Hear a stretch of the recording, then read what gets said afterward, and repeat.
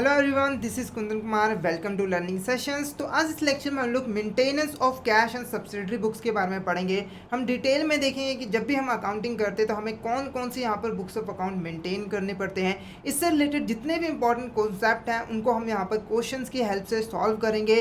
तो फटाफट से यहाँ पर टॉपिक को स्टार्ट करते हैं। तो आज का हमारा पहला क्वेश्चन देखो क्या है। बुक ऑफ ओरिजिनल और prime entry where the accountants and book keepers keep a record of business transaction is known as, यानी कि एक ऐसी बुक जिसको हम बुक्स ऑफ ओरिजिनल और प्राइम एंट्री कहते हैं, जिसमें हमारे जो अकाउंटेंट्स हैं बिजनेस में होने वाली जितनी भी ट्रांजेक्शन्स हैं उनको सिस्टमेटिक मैनर में रिकॉर्ड करके रखते हैं, उसे हम यहाँ पर क्या कहते हैं।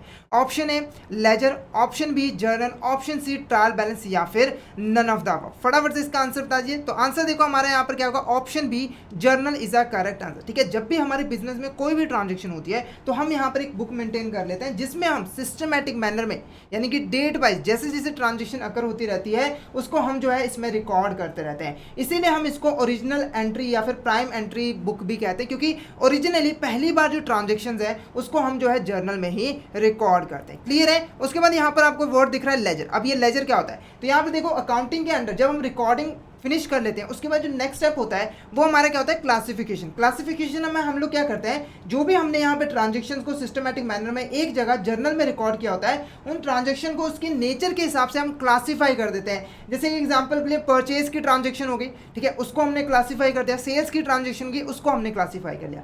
उनके लिए क्लासीफाई करने के लिए हमें क्या करना पड़ता था, हर एक ट्रांजेक्शन के लिए उसके लिए एक अकाउंट यहाँ पर मेंटेन करना पड़ता था। जैसे एग्जाम्पल के लिए यहाँ पर परचेज अकाउंट हो गया, ठीक है, तो हम परचेज अकाउंट ओपन कर लेते थे और उसमें जितनी भी हमारी यहाँ पे ट्रांजैक्शंस होती थी परचेज से रिलेटेड जर्नल में, वो सारी जो है हम यहाँ पर परचेज अकाउंट में ट्रांसफर कर देते थे, जिससे हम ट्रांजैक्शंस को क्लासीफाई कर पाते थे। ये जो अकाउंट्स होते हैं ना, परचेज अकाउंट, सेल्स अकाउंट, इसी को हम यहाँ पर लेजर के नाम से जानते हैं। उसके बाद नेक्स्ट क्या है हमारा, ट्रायल बैलेंस। देखो ट्रायल बैलेंस क्या होता है, जब हम लेजर्स मेंटेन कर लेते हैं, ठीक है, उसके बाद लेजर्स का जो लास्ट में बैलेंसेस बच जाता है उन बैलेंसेस की हेल्प से हम यहाँ पर जितनी भी अकाउंटिंग ट्रांजैक्शंस होती हैं उसके यहाँ पर जो है समरी बनाते हैं। समरी बनाने के लिए हम एक यहाँ पर स्टेटमेंट बनाते हैं। उस स्टेटमेंट को ही हम यहाँ पर क्या कहते हैं, ट्रायल बैलेंस, जिसमें हमारे जितने भी अकाउंट बैलेंसेस होते हैं डेबिट या क्रेडिट उसको हम यहाँ पर जो है शो कर पाते हैं। क्लियर है। नेक्स्ट क्वेश्चन यहाँ पर देखो क्या है, dash records of business transaction in the accounting system for an organisation. ठीक है, तो इनमें से कौन है, किसके जरिए हम जो है बिजनेस में होने वाली ट्रांजैक्शन को सिस्टमैटिक मैनर में रिकॉर्ड कर पाते हैं। जैसे कि मैंने आपको बताया था कि जर्नल में हम जितनी भी ट्रांजैक्शन को रिकॉर्ड करते हो एक सिस्टमैटिक मैनर में हम यहाँ पर रिकॉर्ड करते हैं, डेट वाइज रिकॉर्ड करते हैं। ठीक है, उसके लिए हमें यहाँ पर जर्नल एंट्री पास करनी पड़ती है। तो यहाँ पर जो हमारा ऑप्शन है journal entry is a correct answer. ठीक है, क्योंकि देखो जो भी बिजनेस में हम ट्रांजैक्शन पास करेंगे उसके लिए हमें एक सेपरेट से जो है यहाँ पर जर्नल एंट्री यहाँ पर पास करनी हो, क्योंकि ऐसे ही हम ट्रांजैक्शन को जर्नल में रिकॉर्ड नहीं करते, एक स्पेसिफिक जर्नल एंट्री पास करनी पड़ती है। जैसे कि मान लो आपने यहाँ पर जो है वेजेस पे किए हैं 10,000 रुपीज़ की, ठीक है, तो यहाँ पर हम इसको जर्नल में ऐसे थोड़ी लिखेंगे कि हमने वेजेस पे किए हैं वर्कर को 10,000। इसके लिए एक जर्नल एंट्री हम यहाँ पर पास करेंगे। वो जर्नल एंट्री हमारी क्या होगी, wages account debit to cash account. ठीक है, इस तरीके से हम यहाँ पर जो है उसको जर्नल, हमारी जो जर्नल बुक है उसमें यहाँ पर शो करेंगे। तो यहाँ पर क्वेश्चन पूछ रहा था कौन सी ऐसी चीज़ है जिससे हम बिजनेस ट्रांजेक्शन को रिकॉर्ड करते हैं, तो ऑप्शन हमारा क्या है, journal entry is a correct answer. बाकी भी ऑप्शन देखो, जर्नल एंट्री, बुक एंट्री, ये हमारी एंट्रीज होती नहीं, तो journal entry is a correct answer. Next देखो क्या है, which of these is a type of journal entry. इसमें से कौन सी हमारी यहाँ पर टाइप होती है जर्नल एंट्री की।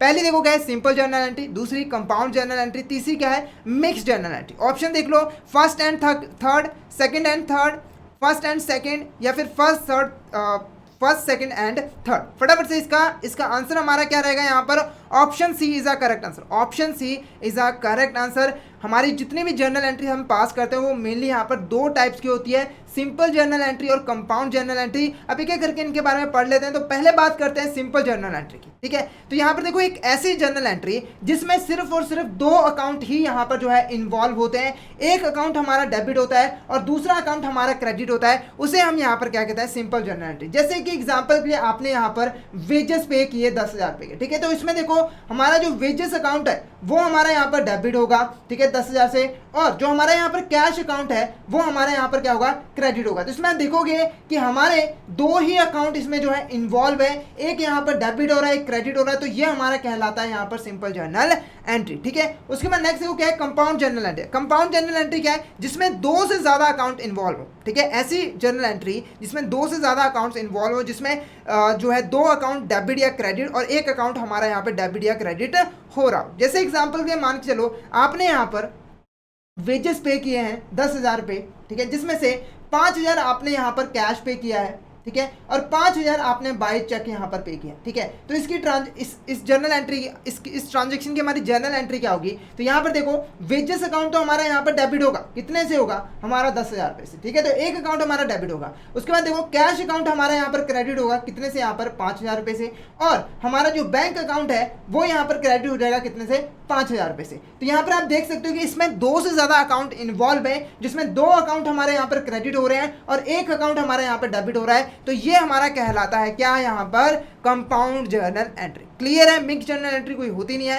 नेक्स्ट क्वेश्चन यहाँ पर देखो, which of these is a compound journal entry, इसमें से कौन सी हमारी यहाँ पर जो है कंपाउंड जर्नल एंट्री की कैटेगरी में आती है। पहला देखो क्या है, कैश इन्वेस्ट किया गया है ऑनर के द्वारा बिजनेस को स्टार्ट करने के लिए, तो इसकी जो जर्नल एंट्री बनेगी वो हमारी यहाँ पर देखो क्या बनेगी, कैश अकाउंट डेबिट, क्योंकि कैश हमारे पास आया है, कैश अकाउंट डेबिट टू हमारे यहाँ पर कैपिटल अकाउंट, तो इसमें दो ही अकाउंट हमारे जो है इन्वॉल्व है। ऐसे ही नेक्स्ट देखो क्या है, फर्नीचर परचेज किया गया है राहुल से और कैश पे किया गया है 20,000, तो इसमें देखो दो ही अकाउंट हमारे इन्वॉल्व हो गए, एक फर्नीचर अकाउंट डेबिट होगा हमारा यहाँ पर, और जो हमारा यहाँ पर कैश अकाउंट है वो हमारा यहाँ पर क्रेडिट होगा। तो ये भी हमारी यहाँ पर सिंपल जर्नी है। नेक्स्ट क्या है, मशीनरी परचेज की गई है मोहन से ऑन द क्रेडिट, तो इसमें भी हमारे दो ही अकाउंट इन्वॉल्व हो गए, एक मशीनरी अकाउंट हमारा डेबिट होगा और जो मोहन अकाउंट होगा वो हमारा यहाँ पर क्रेडिट होगा। तो ये भी हमारी सिंपल जर्नी एंट्री है। नेक्स्ट क्या है, purchase goods from Mohan 20,000 at cash discount is 5%, तो ये हमारी यहाँ पर कंपाउंड जर्नल हो। कैसे हम यहाँ पर पास करते हैं, सबसे पहले देखो गुड्स परचेज की गई है, तो यहाँ पर हमारा जो परचेज अकाउंट है वो यहाँ पर क्या हो जाएगा,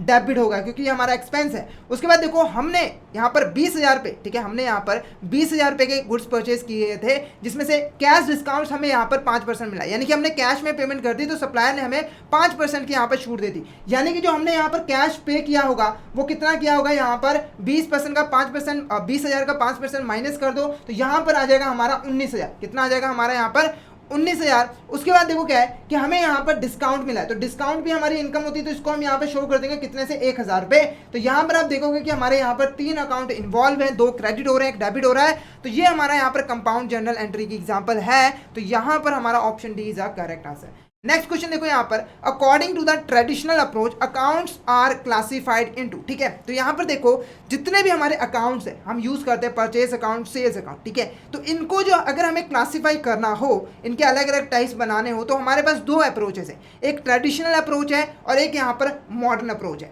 ठीक है। तो ट्रेडिशनल अप्रोच के अकॉर्डिंग हम यहाँ पर अकाउंट्स को कितनी टाइप्स में यहाँ पर जो है डिवाइड कर सकते हैं, उसके नाम क्या है, पहले देखो क्या है, एसेट्स एंड लायबिलिटीज, दूसरा क्या है, पर्सनल एंड इम्पर्सनल, या फिर डेबिट एंड क्रेडिट, या फिर ऑल ऑफ द अबव। तो यहाँ पर देखो जो ऑप्शन भी है, personal and impersonal is a correct answer. Traditional approach के अकॉर्डिंग अकाउंट्स को हम मेनली 2 पार्ट्स में यहाँ पर 2 टाइप्स में क्लासीफाई कर सकते हैं, पर्सनल और इम्पर्सनल।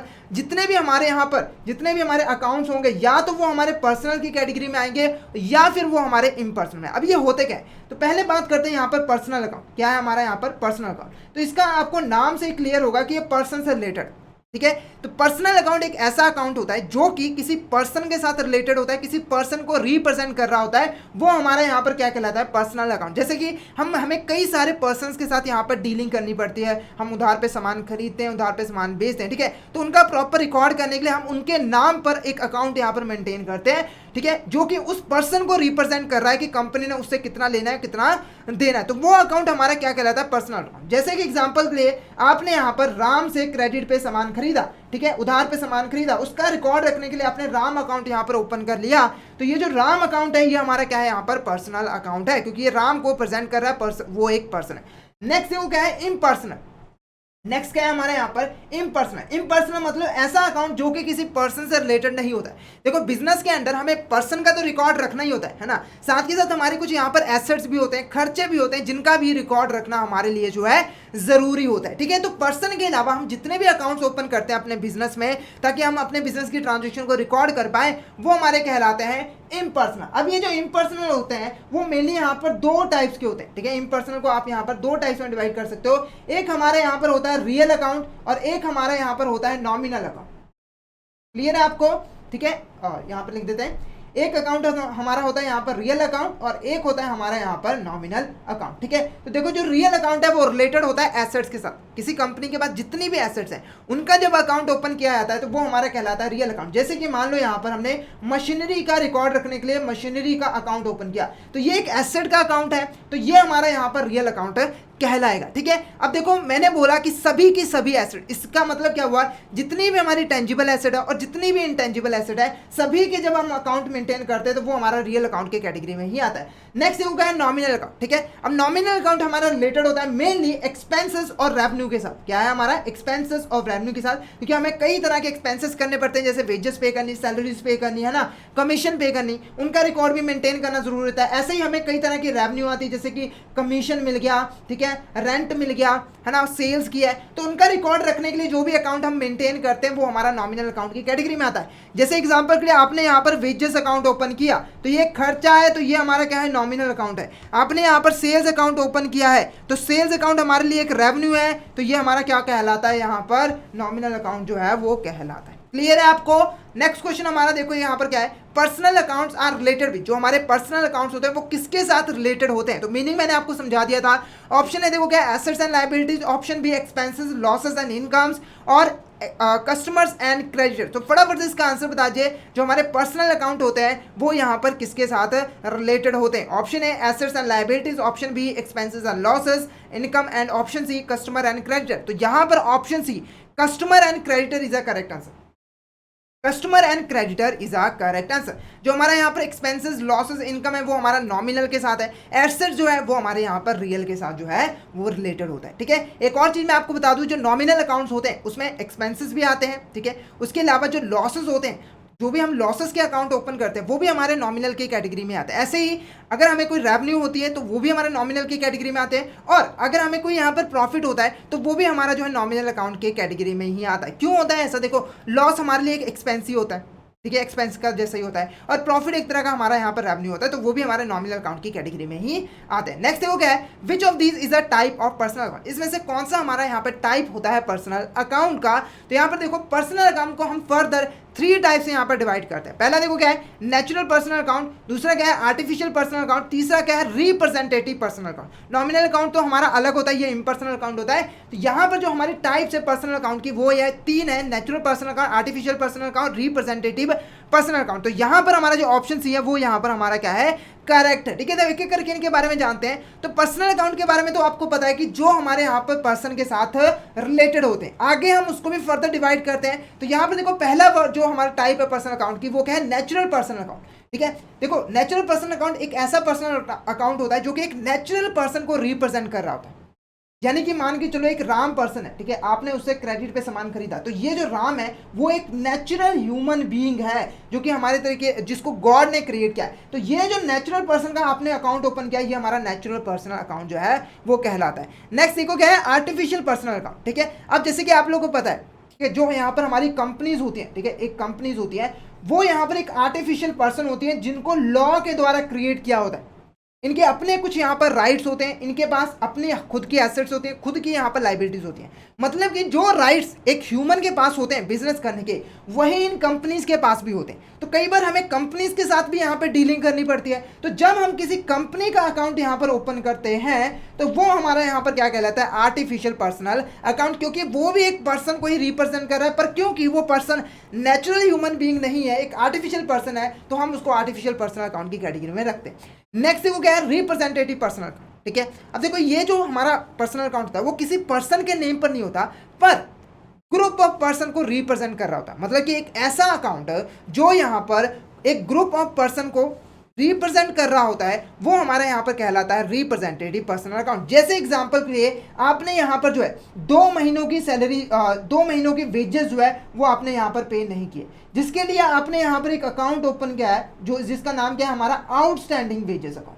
आउटस्टैंडिंग वेजेस अकाउंट, ठीक है। तो ये जो वेजेस अकाउंट है ये उन वेज वर्कर्स को रिप्रेजेंट कर रहा है जिसको आपने यहाँ पर जो है 2 महीनों के वेजेस जो है वो पे नहीं की है। तो ये जो हमारा यहाँ पर पर्सनल अकाउंट है ये हमारा कौन सा है, यहाँ पर रिप्रेजेंटेटिव पर्सनल अकाउंट। ऐसे ही अगर आपने यहाँ पर कोई कमीशन पे नहीं की है, आपने यहाँ पर कोई कमीशन पे नहीं की है, आपने आउटस्टैंडिंग कमीशन का अकाउंट ओपन कर दिया है। तो ये जो अकाउंट है वो उन पर्सन को रिप्रेजेंट कर रहा है जिनको आपने कमीशन जो है वो पे नहीं किया है। तो ये भी हमारा पर्सनल अकाउंट की कैटेगरी में ही आता है। तो 3 तरह के हमारे यहाँ पर पर्सनल अकाउंट जो है होते हैं। नेक्स्ट देखो क्या है यहाँ पर, outstanding commission is known as, ठीक है। तो मैंने अभी आपको बताया था कि outstanding commission group of person जिनको हमने कमीशन पे नहीं किया उनको रिप्रेजेंट कर रहा होता है। तो ये हमारा जो है यहाँ पर कौन सा होगा, option C, representative personal account is a correct answer. Representative personal account is a correct answer. Next देखो, which of this is example of real account, इसमें से हमारा कौन सा एग्जाम्पल है रियल अकाउंट का। तो मीनिंग मैंने आपको बताया था रियल अकाउंट रिलेटेड होता है अपनी हमारी जितनी भी एसेट्स हैं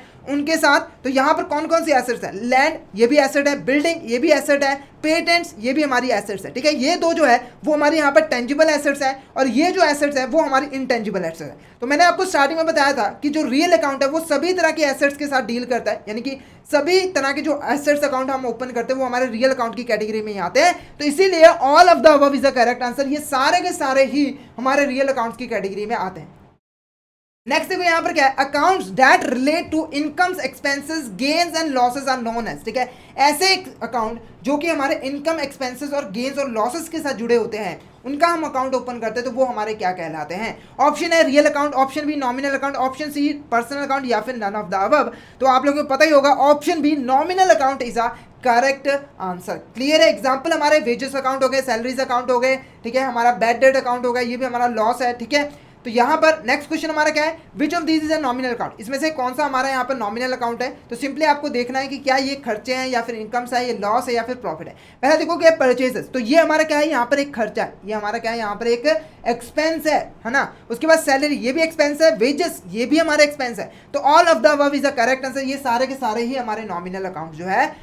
नेक्स्ट देखो क्या है, the basic rule of real account, ठीक है। हमारा यहाँ पर बेसिक रूल क्या है रियल अकाउंट का, पहले बता दूं बेसिक रूल का मतलब क्या है, ठीक है। तो यहाँ पर मैंने आपको एक अकाउंट का पहले फॉर्मेट बना दूं, यहाँ पर राम अकाउंट मैंने यहाँ पर बना दिया, ठीक है। तो अकाउंट का फॉर्मेट देखो क्या होता है, इस तरह का हमारा यहाँ पर फॉर्मेट होता है। इसका एक डेबिट साइड होता है और इसका यहाँ पर जो है एक क्रेडिट साइड होता है, ठीक है। यहाँ पर हमारे पर्टिकुलर्स होते हैं और यहाँ पर हमारे अमाउंट जो है वो लिखे होते हैं, ठीक है। तो देखो जब भी कोई ट्रांजेक्शन होती है, कोई भी ट्रांजेक्शन होती है ना, जैसे मान लो आपने यहाँ पर राम से फर्नीचर परचेज किया 50,000 रुपये का, फर्नीचर परचेज किया 50,000 रुपये का, ठीक है। तो आपके दिमाग में अब कंफ्यूजन होगा कि राम से रिलेटेड ट्रांजेक्शन है, इसे राम अकाउंट में मुझे लिखना है, पर मैं किस साइड लिखूँ, इसको डेबिट साइड लिखूँ या फिर क्रेडिट साइड लिखूँ। अपनी मर्जी से तो लिख नहीं सकते, ऐसा तो नहीं कि आपका मन किया तो एक बारी डेबिट में लिख दिया एक बारी क्रेडिट, ऐसा बिल्कुल नहीं है। इसके लिए कुछ यहाँ पर रूल्स स्पेसिफाई किए होते हैं जिनको फॉलो करके हमें अकाउंट्स में एंट्री जो है पास करनी पड़ती है। उन्हीं रूल्स को हम यहाँ पर क्या कहते हैं, बेसिक रूल, या फिर आप इसको गोल्डन रूल्स ऑफ अकाउंटिंग भी कहते हैं। जब भी हम कोई ट्रांजेक्शन करते हैं डेबिट या क्रेडिट साइड में हमें रिकॉर्डिंग करनी होती है तो हम जो है इन रूल्स को जो है फॉलो करते हैं। तो हमने देखा 3 तरह के मेन अकाउंट, पर्सनल, रियल और नॉमिनल अकाउंट, ठीक है। अब इन तीनों ट्रांजेक्शन जो तीनों अकाउंट्स हैं उनमें जब भी हम ट्रांजेक्शन को डेबिट या क्रेडिट करेंगे तो हमें यहाँ पर कुछ रूल्स को यहाँ पर जो है फॉलो करने होते हैं। तो इसमें से कौन सा रूल जो है वो यहाँ पर रियल अकाउंट के साथ जो है रिलेटेड है, जो कि हमें बताएगा कि अगर यहाँ पर किसी भी रियल अकाउंट में ट्रांजेक्शन होती है तो किस चीज़ को हमें कब डेबिट करना और कब यहाँ पर कब डेबिट करना और कब यहाँ पर क्रेडिट करना है, ठीक है। तो यहाँ पर देखो ऑप्शन है debit what comes in and credit what goes out is a correct answer. तो यहाँ पर जो हमारा ऑप्शन ए है debit what comes in and credit what goes out,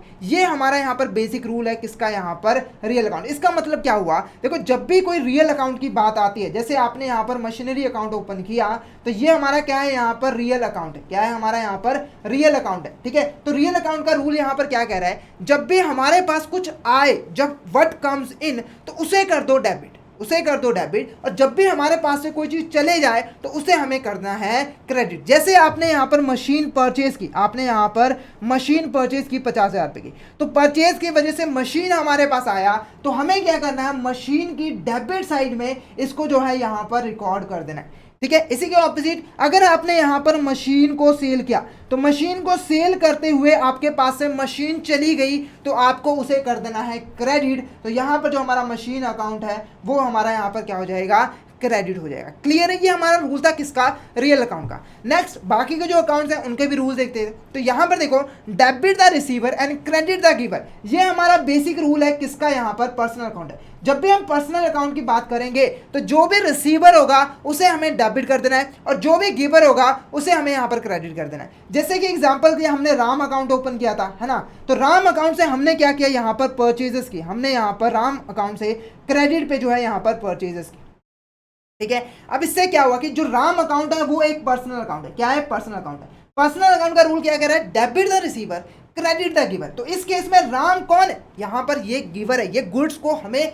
दे रहा है और हम रिसीवर है। तो इस केस में राम अकाउंट को हमें क्या करना है, क्रेडिट करना है। क्या करना है, क्रेडिट करना है। इसके ऑपोजिट अगर आपने यहाँ पर राम को सेल किया है क्रेडिट पे, तो इस केस में देखो हम गिवर है, सामने वाला पर्सन जो राम है वो यहाँ पर क्या है, रिसीवर है। तो इस केस में हमें राम को क्या करना है, डेबिट करना है। क्या करना है, डेबिट करना है। क्लियर है। नेक्स्ट देखो ऑल एक्सपेंसेस एंड लॉसेस, ठीक है, ठीक है। तो यहाँ पर देखो इसका रूल थोड़ा अलग है, यहाँ पर लिख देता हूँ। ऑल एक्सपेंसेस एंड लॉसेस को यहाँ पर हमें डेबिट करना है और हमें यहाँ पर ऑल गेन्स एंड इनकम्स को यहाँ पर क्रेडिट करना है। तो ये जो हमारा रूल है वो किसका है, हमारा यहाँ पर नॉमिनल अकाउंट का। क्या है, हमारा यहाँ पर नॉमिनल अकाउंट का। नॉमिनल अकाउंट का जो रूल है बिल्कुल सिंपल है, ज़्यादा दिमाग लगाने की जरूरत नहीं। बस ये देखना है कि अगर कोई एक्सपेंस किया है आपने, आपको कोई भी लॉस हुआ है, तो सिंपली आपको उसको कर देना है डेबिट। जैसे मान लो आपने वेजेस अकाउंट ओपन किया, ठीक है, आपने यहाँ पर वेजेस पे किया, आपने वेजेस पे किया, तो वेजेस एक एक्सपेंस है, तो आपने क्या करना है, उसको वेजेस अकाउंट की डेबिट साइड में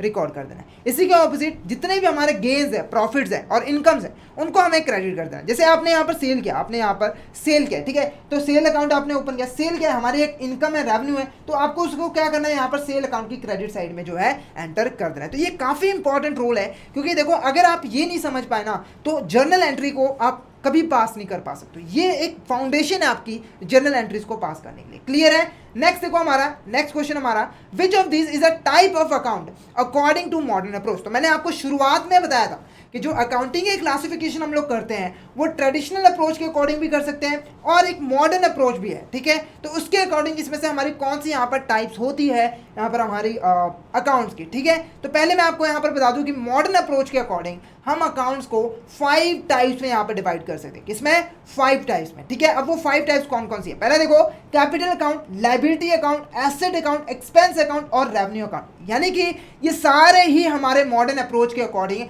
टाइप्स ऑफ अकाउंट है। तो यहां पर option D is a correct answer. Option D is a correct answer. अब एक एक बारे इनके बारे में जान लेते हैं। तो यहां पर देखो जो हमारे कैपिटल अकाउंट है वो रिलेटेड होते हैं हमारे ऑनर के साथ, जो यहां पर बिजनेस को स्टार्ट करते हैं, बिजनेस में पैसा लगाते हैं, उनका जो अकाउंट हम ओपन करते हैं वो हमारा कहलाता है यहाँ पर कैपिटल अकाउंट। जैसे कि मान लो आपने यहाँ पर राम है, यहाँ पर ऑनर है, ठीक है, उसने यहाँ पर जो है हमारे बिजनेस को स्टार्ट किया, तो राम का जब हम अकाउंट ओपन करेंगे तो वो हमारा कैपिटल अकाउंट की कैटेगरी में आएगा। नेक्स्ट देखो इससे रिलेटेड, ऑनर से रिलेटेड और भी अकाउंट्स हो, जैसे रिटेन्ड अर्निंग के अकाउंट हो, तो वो भी हमारे कैपिटल अकाउंट होते हैं। नेक्स्ट देखो क्या है, लायबिलिटी अकाउंट। क्या है, लायबिलिटी अकाउंट। अब लायबिलिटी अकाउंट क्या होता है, तो यहाँ पर देखो कंपनीज की कुछ फाइनेंशियल ऑब्लिगेशंस होती हैं जिनको उन्हें आउटसाइडर को पे करना होता है। यानी कि कई बार क्या होता है कि बिजनेस के पास पैसा कम पड़ जाता है, ऑनर के पास पैसा नहीं बचता, तो जो बिजनेस है, जो कंपनी है, वो किसी थर्ड पार्टी जैसे कि बैंक होगा, फाइनेंशियल इंस्टीट्यूशन हो गया, उससे लोन ले लेती है। ये जो पार्टीज होती हैं ये ऑनर्स नहीं होती बिजनेस को, एक क्रेडिटर उन्हें इन्होंने लोन दिया होता है, ठीक है। तो जब इनके अकाउंट ओपन किए जाते हैं तो ये हमारा लायबिलिटी अकाउंट की कैटेगरी में आता है। जैसे कि मान लो यहाँ पर क्या है, HDFC बैंक से कंपनी ने लोन लिया, उसने HDFC अकाउंट यहाँ पर ओपन कर लिया, तो ये जो अकाउंट है ना वो एक लायबिलिटी को रिप्रेजेंट कर रहा है जो कि कंपनी को फ्यूचर में पे करनी है। तो ये जो अकाउंट होगा वो हमारा लायबिलिटी अकाउंट की कैटेगरी में आएगा। ये जो अकाउंट है वो हमारा लायबिलिटी अकाउंट की कैटेगरी में आएगा।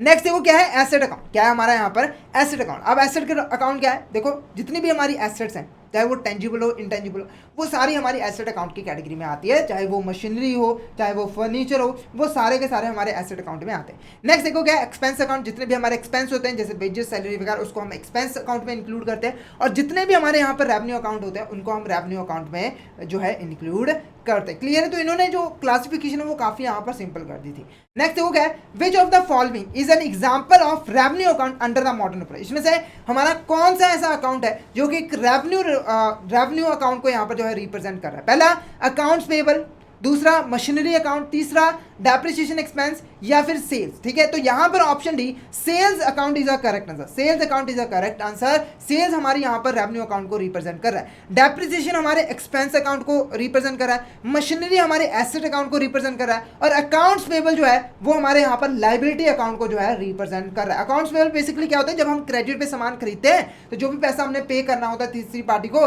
वो हमारा अकाउंट्स पेबल होता है, तो वो भी हमारी एक लाइबिलिटी की तरीके होती है। नेक्स्ट देखो क्या है, which of the following is classified as a liability account under the modern approach. इसमें से कौन सा हमारा लाइबिलिटी अकाउंट के अंडर आता है?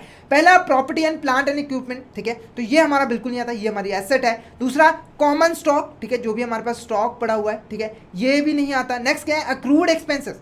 अक्रूड एक्सपेंसेस बेसिकली देखो क्या होता है, ऐसे एक्सपेंसेस जो कि जिसकी पेमेंट की डेट आ चुकी है, जैसे कि मान लो आपने यहाँ पर 30 को आपकी सैलरी पे की जाती है, ठीक है, यहाँ पर कंपनी 30 को सैलरी पे करती है, ठीक है, और 30 के अभी 30 तारीख आ गई है ना, कंपनी को सैलरी पे करने की जो ऑब्लिगेशन है उसके ऊपर आ गई, पर अभी तक उसने जो है ये एक्सपेंस पे नहीं किया, तो इसे हम यहाँ पर क्या कहते हैं, अक्रूड एक्सपेंस, ठीक है। तो ये क्या है, एक लायबिलिटी है, तो ये हमारी लायबिलिटी अकाउंट को रिप्रेजेंट करिए। नेक्स्ट क्या है, cost of goods sold. Cost of goods sold क्या होता है, जो गुड्स हमने बना के सोल्ड कर दिया उसकी कॉस्ट कितनी आई, तो वो क्या है, हमारा एक एक्सपेंस है, तो ये हमारा एक्सपेंस अकाउंट की कैटेगरी में आता है। क्लियर है।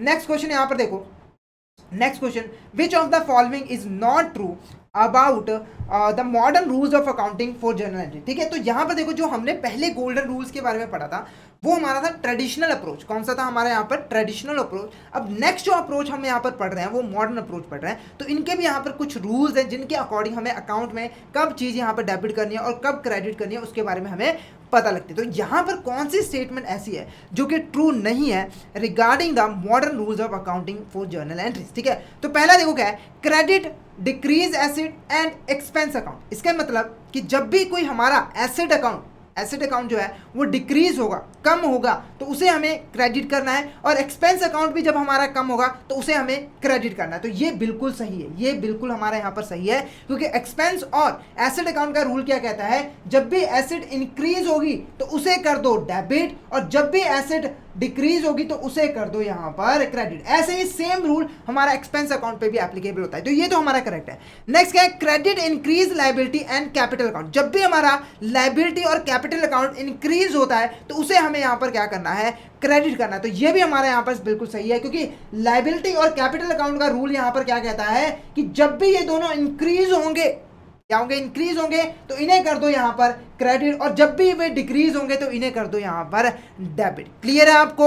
नेक्स्ट देखो क्या है, credit increase revenue and capital account. तो जब भी कैपिटल अकाउंट और रेवेन्यू अकाउंट इंक्रीज होंगे तो इन्हें क्रेडिट कर दो, और डिक्रीज होंगे तो डेबिट कर दो, तो ये बिल्कुल यहाँ पर सही है। नेक्स्ट क्या है, credit decrease liability and expense account. तो ये हमारा यहाँ पर स्टेटमेंट जो है वो गलत है, क्योंकि जब भी हमारी यहाँ पर लायबिलिटी डिक्रीज होती है, एक्सपेंस अकाउंट हमारा यहाँ पर जो है डिक्रीज होता है, तो उसे हमें यहाँ पर जो है क्रेडिट नहीं करना होता। क्योंकि देखो एक चीज़ तो ठीक है, एक्सपेंस अकाउंट को तो हम यहाँ पर क्रेडिट कर देंगे, पर लायबिलिटी अकाउंट को हम डिक्रीज होने पे क्रेडिट थोड़ी करते, उसको हम डेबिट करते, तो ये स्टेटमेंट हमारे यहाँ पर गलत है। तो option D is a correct answer, option D is a correct answer. Next देखो यह है, XYZ company sold goods for cash, which of the following journal entry correctly records this transaction. तो अभी तक आपको ट्रेडिशनल अप्रोच और modern approach दोनों के अकॉर्डिंग ही जर्नल एंट्री पास करनी जो है आ चुकी है। अब आसानी से यहाँ पर जर्नल एंट्री पास कर सकते हो। तो यहाँ पर XYZ कंपनी ने गुड्स को सोल्ड किया है कैश पे, ठीक है। तो यहाँ पर देखो सबसे पहले दो अकाउंट्स इन्वॉल्व है, एक सेल्स अकाउंट है और एक हमारे यहाँ पर जो है कैश अकाउंट है, ठीक है। तो अब इसे डेबिट कैसे करना है, क्रेडिट कैसे करना है, तो दोनों में से जो भी मेथड आप यूज़ करना चाहते हो वो यहाँ पर कर सकते हो। मैं यहाँ पर ट्रेडिशनल अप्रोच का यूज़ कर रहा हूँ, ठीक है। आप मॉडर्न अप्रोच के अकॉर्डिंग भी यहाँ पर जो है वो कर सकते हो। सबसे पहले देखो सेल्स अकाउंट क्या है, हमारा सेल्स अकाउंट ये क्या है, एक तरह का हमारा नॉमिनल अकाउंट है, ठीक है। और रेवेन्यू है, रेवेन्यू को हमेशा हम क्या करते हैं, क्रेडिट करते हैं। इट मीन्स हमारा जो सेल्स अकाउंट होगा वो क्या होगा, क्रेडिट होगा। उसके बाद देखो, अब देखो सोल्ड करने से क्या हुआ, कैश हमारे पास आया, कैश हमारे पास आया, और कैश क्या है, एक एसेट अकाउंट है। क्या है, एसेट अकाउंट, यानी कि रियल अकाउंट। और जब भी रियल अकाउंट में हमें हमारे पास कुछ चीज़ आती है तो उसे हम कर देते हैं यहाँ पर डेबिट, तो कैश अकाउंट हमारा क्या होगा, यहाँ पर डेबिट होगा, ठीक है। तो यहाँ पर हमारा ऑप्शन है debit cash and credit sale is a correct answer. Clear है आपको, तो option is a correct answer. Next question देखो यहाँ पर, a company paid rent expense for the month, which of the following journal entry correctly reflect this transaction. यानी कि एक company ने यहाँ पर रेंट पे किया, यानी कि दो अकाउंट्स इन्वॉल्व है, एक रेंट है और एक हमारा यहाँ पर जो है कैश है, ठीक है। यहाँ पर क्या क्या है, कैश है, क्योंकि देखो जब कोई चीज़ लिखी नहीं होती तो हमें अज्यूम करके चलना होता है कि जो ट्रांजेक्शन है वो यहाँ पर कैश में ही होती है। क्लियर है आपको? तो अब इन दोनों में से रूल अप्लाई करते हैं। पहले बात करते हैं रेंट की। रेंट क्या है? एक एक्सपेंस है, एक्सपेंस को हमें करना है डेबिट, तो रेंट अकाउंट हमारा हो जाएगा डेबिट। कैश क्या है? एसेट है, रेंट पे करने से कैश हमारे पास से चला गया तो कैश अकाउंट हमारा यहाँ पर हो जाएगा क्रेडिट। ठीक है, तो रेंट अकाउंट डेबिट टू हमारा यहाँ पर credit cash account is a correct answer. तो यहाँ पर debit rent account credit cash account is a correct answer, option A is a correct answer. Clear है आपको? नेक्स्ट देखो यहाँ पर next question, company XYZ purchased new machinery worth 50,000 on credit from supplier ABC Limited। ठीक है, which of the following journal entry correctly represent this transaction? सबसे पहले देखो चीज आपको नोटिस करनी है, क्रेडिट।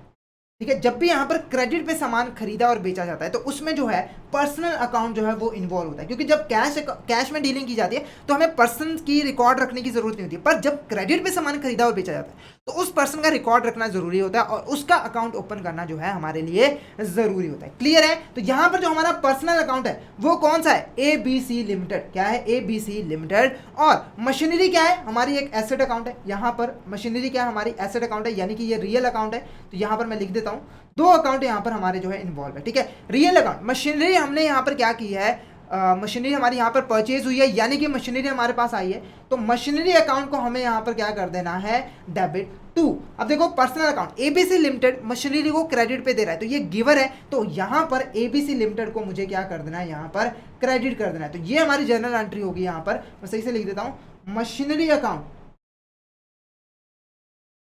अकाउंट डेबिट टू हमारी यहाँ पर ABC लिमिटेड अकाउंट। क्लियर है आपको? तो यहाँ पर जो हमारा आंसर आएगा, यहाँ पर ऑप्शन है debit machinery account, sorry option B is the correct answer, debit machinery account 50,000 and credit ABC limited 50,000 is the correct answer. Clear है? बाकी ऑप्शन देख लो, डेबिट ABC को किया हुआ है, ये गलत है। ठीक है, उसके बाद क्रेडिट मशीनरी को किया गया, उसके बाद क्रेडिट अकाउंट्स पेबल को किया गया, तो ये भी हमारा गलत है, क्योंकि देखो जो अकाउंट्स पेबल है ना, ये तब इन्वॉल्व होता है जब हम रॉ मटेरियल वगैरह को जिसमें हम डीलिंग करते हैं, ठीक है, उसको हम यहाँ पर खरीदते हैं, फिर अकाउंट्स पेबल की कैटेगरी में आता है। पर यहाँ पर तो हमारा जो है मशीनरी एक एसेट परचेज की गई है, तो वो हमारा जो है अकाउंट्स पेबल जो है इसमें नहीं आया। क्लियर है आपको? नेक्स्ट क्वेश्चन यहाँ पर देखो क्या है, what is the primary purpose of a cash book? Cash book को मेंटेन करने का हमारा प्राइमरी पर्पस जो है वो क्या होता है? तो पहले कैश बुक का मीनिंग आपको यहाँ पर पता होना चाहिए, कैश बुक क्या होती है। ठीक है, तो सिंपली देखो हर ऑर्गेनाइजेशन में जो कैश की ट्रांजेक्शन होती है वो बहुत ज़्यादा होती है। क्या होती है? हर दूसरी ट्रांजेक्शन जो है वो कैश की ट्रांजेक्शन होती है। ठीक है, और जो हम बिजनेस ट्रांजेक्शन हम रिकॉर्ड कहाँ पे करते हैं? जर्नल में। किसमें? जर्नल में। ठीक है, जर्नल में एक साथ हम यहाँ पर बहुत सारी ट्रांजेक्शन को जो है रिकॉर्ड करते हैं। ठीक है, पर क्योंकि कैश की ट्रांजेक्शन बहुत ज़्यादा होती है तो हम लोग क्या करते हैं ना, इसके लिए एक अलग से ही यहाँ पर बुक्स जो है मेंटेन कर लेते हैं, ताकि हमें बाद में इसको क्लासिफाई करने की ज़रूरत नहीं हो, इसकी सारी डिटेल जो है वो हम एक जगह पे रिकॉर्ड करें। क्योंकि जो बाकी ट्रांजेक्शन है वो कम ज़्यादा होती है तो उसको हम एक जगह पे रिकॉर्ड कर सकते हैं, पर कैश की ट्रांजेक्शन तो हर दूसरी होती है, तो इसके लिए हमने एक अलग से यहाँ पर जो है बुक मेंटेन कर ली, जिसमें हम लोग कैश से रिलेटेड जितनी भी ट्रांजेक्शन है उसको हम सिस्टमेटिक मैनर में रिकॉर्ड करेंगे। तो यही जो हमारी बुक होती है ना, वही हमारी यहाँ पर क्या कहलाती है? कैश बुक, जिसमें हम कैश से जुड़ी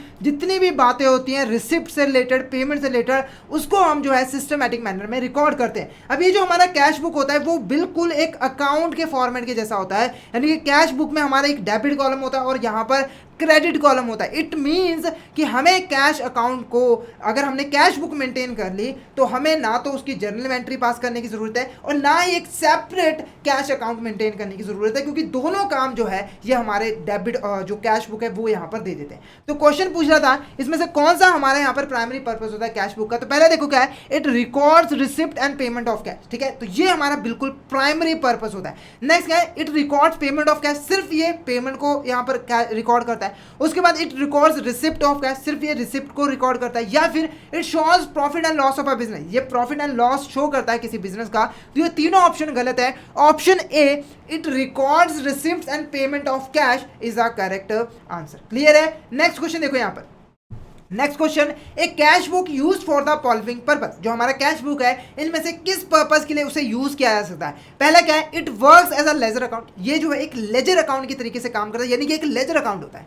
दूसरा, it works as a book of original entry as well as ledger account, यानी कि जो कैश बुक है वो ओरिजिनल एंट्री जिसमें हम पहली बार एंट्री को पास करते हैं और लेजर अकाउंट दोनों के तरीके से ही काम कर सकता है। तो ये जो स्टेटमेंट है वो हमारी यहाँ पर करेक्ट है। क्यों करेक्ट है? मैंने बताया था ना कि जो कैश बुक है उसको हम एक अकाउंट के कैश अकाउंट के फॉर्मेट में बनाते हैं, डेबिट और क्रेडिट उसका कॉलम होता है, जिसके लिए हम इसको ओरिजिनल बुक ऑफ एंट्री, क्योंकि पहली बार ट्रांजेक्शन को हम इसमें रिकॉर्ड करते हैं, और कैश अकाउंट के तरीके से भी यूज कर सकते हैं। तो यहाँ पर जो ऑप्शन बी है वो हमारा यहाँ पर क्या है, correct answer. Option B is a correct answer. Next question हमारे यहाँ पर देखो क्या है, small payments are recorded in a book call, यानी कि जो हमारे ऑर्गेनाइजेशन के छोटे मोटे खर्चे होते हैं उनको जिस हम बुक में रिकॉर्ड करते हैं उस बुक को हम यहाँ पर क्या कहते हैं। Option A cash book, option B small payment book, तीसरा पैटी कैश बुक, या फिर नन ऑफ द अबव। तो यहाँ पर देखो option C petty cash book is a correct answer. ठीक है, इसी में हम लोग अपने ऑर्गेनाइजेशन से रिलेटेड जितने भी छोटे मोटे खर्चे होते हैं उसको हम यहाँ पर जो है रिकॉर्ड करते हैं। क्लियर है। अब ये बुक होती क्या है, इसकी हमें ज़रूरत क्यों पड़ती है, तो यहाँ पर देखो हर ऑर्गेनाइजेशन में जो कैश से रिलेटेड ट्रांजेक्शन होती है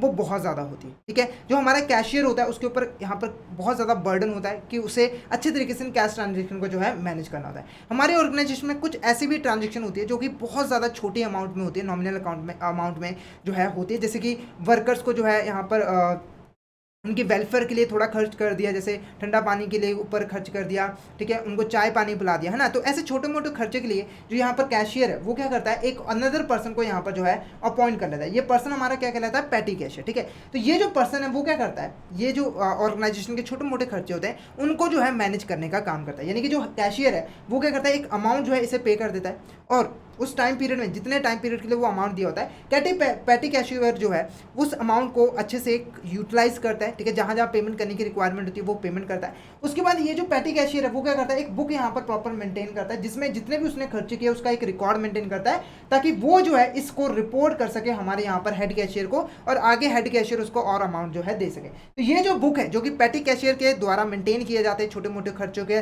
रिकॉर्ड रखा जाता है, इसी को हम यहाँ पर क्या कहते हैं, पैटी कैश बुक। क्या कहते हैं, पैटी कैश बुक। नेक्स्ट देखो क्या है, system of patty cash book. अब देखो जो system of patty cash book है, यानी कि जो पैटी कैशियर का सिस्टम है, इसको हम दो तरीके से जो है चला सकते हैं। पहला क्या है, ऑर्डिनरी सिस्टम, और क्या है हमारे यहाँ पर इम्प्रेस सिस्टम। ठीक है, तो ऑर्डिनरी सिस्टम में क्या होता है, ऑर्डिनरी सिस्टम में क्या होता है कि जो कैशियर है, ठीक है, जो कैशियर हमारा जो हेड कैशियर है वो क्या करता है, पैटी कैशियर को हर मंथ के स्टार्टिंग में, मंथ या फिर जितने टाइम पीरियड के लिए उसको एक्सपेंसेस करने की अथॉरिटी प्रोवाइड की जाती है, स्टार्टिंग में एक अमाउंट यहाँ पर जो है दे देता है, एक अमाउंट यहाँ पर दे देता है जो कि उसको यहाँ पर सूटेबल लगता है। जो पैटी कैशियर है वो इसको यहाँ पर यूज़ करता है और बाद में इसकी रिपोर्ट बना के जो है दे देता है। उसके बाद जो हेड कैशियर है वो फिर से रिपोर्ट के आधार पर जो भी इसको सूटेबल लगता है एक अमाउंट जो है उसे यहाँ पर देता है। मतलब कि इसमें जो वो पेमेंट कर रहा है वो फिक्स नहीं होती, कैशियर को जितना सही लगता है वो इतना उसको दे देता है। तो ये हमारा कहलाता है ऑर्डिनरी सिस्टम। जैसे अगर इसको मैं एग्जांपल के साथ समझाऊं तो मान के चलो जो हेड कैशियर है, ठीक है, उसने 1 मंथ के स्टार्टिंग में इसको जो है यहाँ पर 10,000 रुपये यहाँ पर दे दिए, 10,000 रुपये दे दिए। उसके बाद क्या हुआ कि इसने जो है इसमें से 8,000 रुपये जो है यहाँ पर खर्च कर दिया। क्या कर दिया, 8,000 रुपये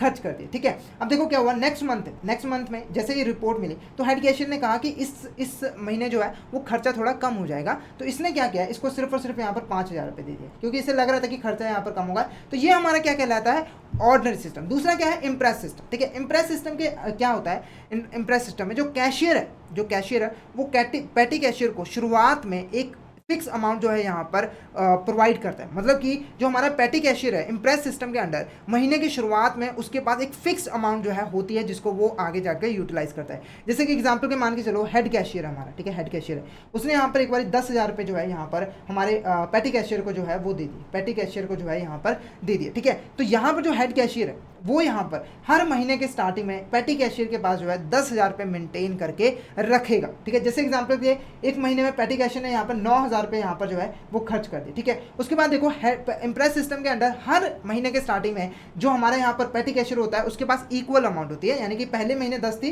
तो दूसरे महीने भी 10 होगी। तो इसके लिए जो हमारे यहाँ पर हेड कैशियर है वो यहाँ पर जो हमारा पैटी कैशियर है उसको सिर्फ यहाँ पर 9,000 रुपये यहाँ पर जो है दे देगा, जिससे क्या होगा कि जो हमारा पैटी कैशियर है उसके पास 1,000 रुपये पहले ही था, 9,000 और मिल गए, तो इसके पास जो स्टार्टिंग में पैसा है वो कितना हो जाएगा, फिर से यहाँ पर 10 हो जाएगा। ऐसे ही अगले महीने फिर कुछ खर्च करेगा। तो इस इम्प्रेस सिस्टम के अंदर जो अमाउंट पैटी कैशियर ने खर्च की होती है वो यहाँ पर हमारा जो हेड कैशियर है वो यहाँ पर कंपनसेट कर देता है। क्लियर है। नेक्स्ट को यहाँ पर क्या है, which of this statement is correct regarding purchase book. इसमें से हमारी कौन सी स्टेटमेंट जो है वो यहाँ पर करेक्ट है रिगार्डिंग द परचेज बुक। तो पहले परचेज बुक की बात कर लेते हैं। परचेज बुक क्या होती है, तो सिंपली देखो किसी भी ऑर्गेनाइजेशन में परचेज की ट्रांजैक्शन भी काफ़ी ज़्यादा होते हैं कि हमें बार बार रॉ मटेरियल को परचेज करना पड़ता है। तो हम क्या करते हैं, जर्नल में उसको रिकॉर्ड करने की बजाय उनकी ट्रांजैक्शन को हम एक सेपरेट बुक जो है यहाँ पर मेंटेन कर लेते हैं जिसमें हम परचेज से रिलेटेड जितनी भी ट्रांजेक्शन है उसको हम सिस्टमेटिक मैनर में रिकॉर्ड करते हैं। और एक और चीज़ मैं आपको यहाँ पर बता दूँ कि जो परचेज बुक है, ठीक है, वो यहाँ पर कोई डेबिट और क्रेडिट कॉलम से नहीं बनाई जाती। क्या है, डेबिट और क्रेडिट कॉलम से नहीं बनाई जाती। सिंपल ये हमारी एक बुक होती है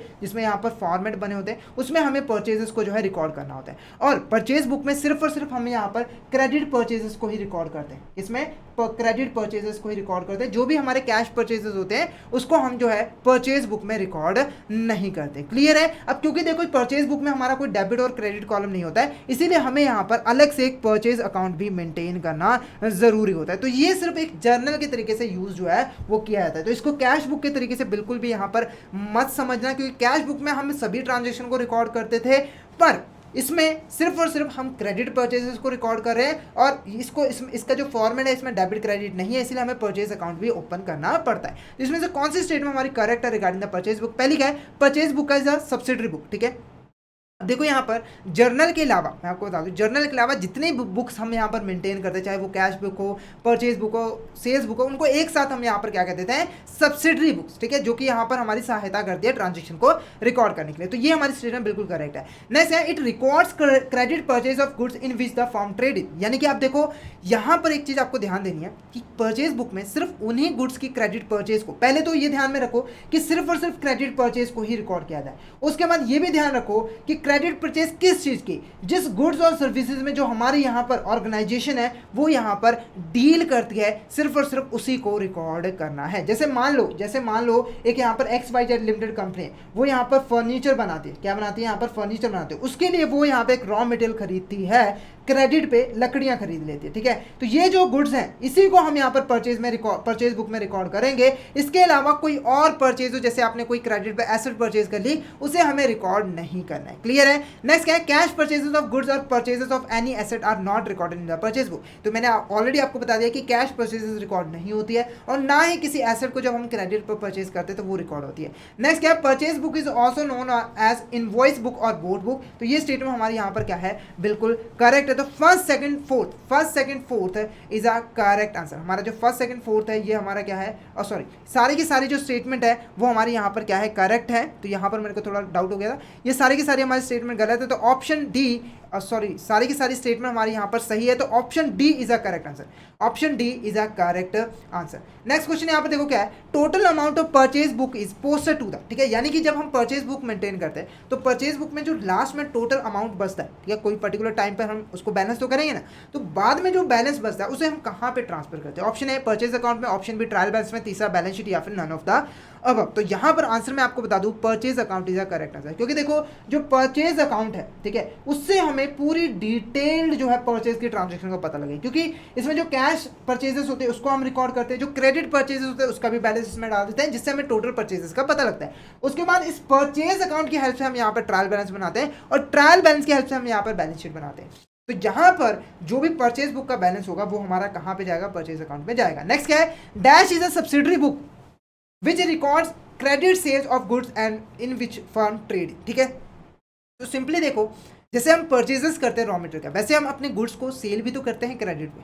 ठीक है, तो सेल की ट्रांजैक्शन भी काफ़ी ज़्यादा होती है, तो उसके लिए भी हमें एक बुक अलग से मेंटेन करनी पड़ती है। तो वही बुक हमारी यहाँ पर सेल्स बुक कहलाती है। यानी कि फर्म जिस गुड्स और सर्विसेज में ट्रेड करती है, जब भी उसको हम क्रेडिट सेल करते हैं तो उसको जिस बुक में रिकॉर्ड किया जाता है तो वो हमारा कहलाता है यहाँ पर सेल्स बुक। तो यहाँ पर option A sales book is a correct answer. क्या हमारा sales book is a correct answer. बाकी सारे पॉइंट सेम है। परचेज बुक के जो मैंने आपको पॉइंट्स बताए थे कि किसी एसेट की सेल इसमें नहीं रिकॉर्ड की जाएगी, ठीक है, ना ही कैश सेल्स इसमें रिकॉर्ड की जाएगी, ठीक है, सिर्फ और सिर्फ क्रेडिट सेल ही यहाँ पर जो है रिकॉर्ड की जाएगी। क्लियर है आपको? तो option A is a correct answer. अब इसके बाद एक सेल्स रिटर्न बुक भी यहाँ पे लिखा है। कई बार क्या होता है कि हम सेल्स रिटर्न भी कर देते हैं, है ना, हमें कस्टमर जो है जो हमने सामान बेचा था वो हमें वापस भी कर देते हैं। तो जो वापस के सामान होता है वो हम यहाँ पर सेल्स रिटर्न बुक में जो है रिकॉर्ड करते हैं। और इसके पॉइंट भी सेम है कि इसमें हम सिर्फ और सिर्फ जो क्रेडिट सेल हमने किया होगा वो जो रिटर्न आई होगी उसी को हम यहाँ पर रिकॉर्ड करेंगे। कैश सेल्स को जो रिटर्न आया होगा उसको रिकॉर्ड नहीं करेंगे, ना ही कोई एसेट हमने सेल की वो रिटर्न, ना ही उसको हम यहाँ पर रिकॉर्ड करेंगे। क्लियर है आपको? तो यहाँ पर जो हमारा आज का टॉपिक है मेंटेनेंस ऑफ यहाँ पर कैश बुक और सब्सिडरी बुक इज, ये हमारा यहाँ पर ओवर होता है। तो हमने डिटेल में यहाँ पर पढ़ लिया है कि कौन कौन सी यहाँ पर बुक्स अकाउंट जो है एक ऑर्गेनाइजेशन के द्वारा मेंटेन की जाती है अपने बिजनेस ट्रांजैक्शन को रिकॉर्ड करने के लिए। तो आई होप आपको यहाँ पर क्लियर हो गया होगा।